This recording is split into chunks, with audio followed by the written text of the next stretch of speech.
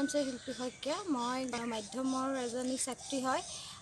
মই বৰ্তমান এটা বিশেষ জটিল ৰোগত ভুগি আছোঁ।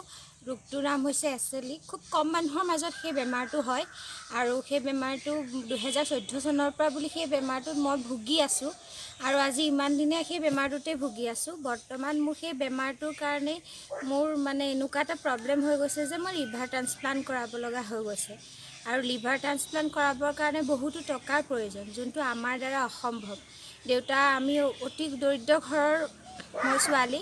দেউতাৰ সিমানখিনি সক্ষমতা নাই যে বৰ্তমান মোক ইমান বহুত টকা দি পেলাই লিভাৰ ট্ৰান্সপ্লাণ্ট কৰাই আনি আকৌ পুনৰ আগৰ দৰে জীয়াই থাকিব পৰা কৰি তুলিব পাৰে।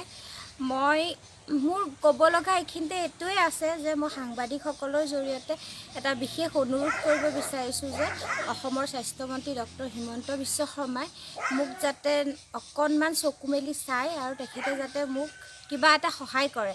মই জানো তেখেত বহুত মানৱ দৰদী মানুহ, তেখেতে বহুতক সহায় কৰি থৈছে। গতিকে সেইবাবে মই তেখেতৰ ওচৰত কাটৰ অনুৰোধ জনাইছোঁ যে তেখেতে মোৰ ফালে অকণমান চকু মেলি চায়, আমাৰ পৰিয়ালটোৰ ফালে চায়। কাৰণ মোৰো মন যায় জীয়াই থাকিবলৈ, মোৰো সপোন আছে, মোৰো আশা আছে, সকলোবোৰ কৰিবলৈ মোৰো মন যায়। গতিকে তেখেতৰ ওচৰত কাটৰ আহ্বান জনাইছোঁ, তেখেতে যাতে মোক আকৌ আগৰ নিচিনা কৰি তুলি মোক এটা নতুন জীৱন দান কৰে।